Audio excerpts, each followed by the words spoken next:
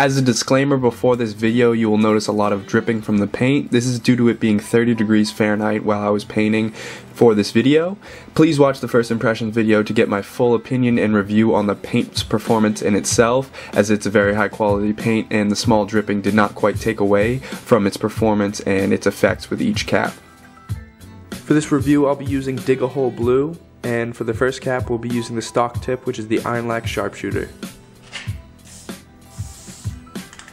Next up we have the Ironlak Vegan tip,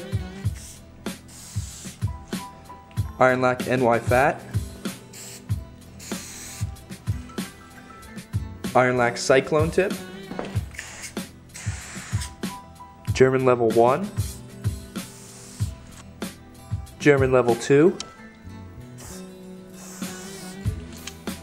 German level 3,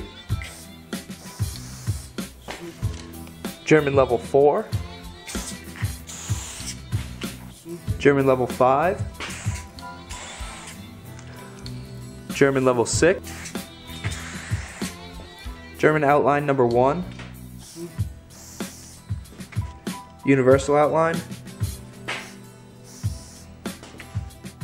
gold dot, Euro orange, Euro gray, gray dot,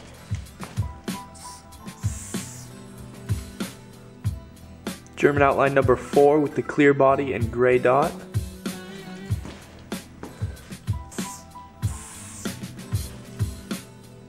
black dot, pink dot, black on gray, beige dot, blue dot, .42 karat, orange dot, Rusto Fat. Rusto Fat does not work, it locks up on the can. NY Fat, NY Skinny. I was able to get a little bit of paint out, but for the majority it locks up on the can. And lastly, a calligraphy tip.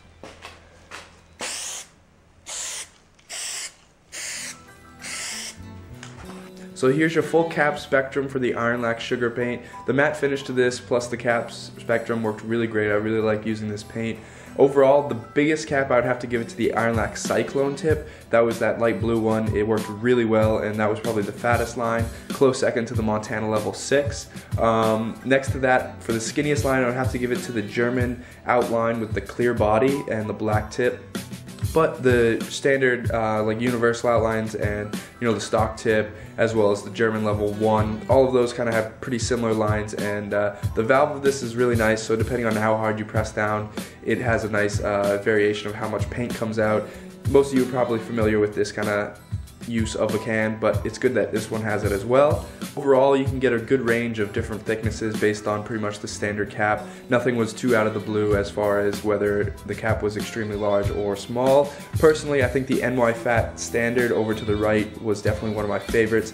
That had a nice consistent line that would be nice for filling.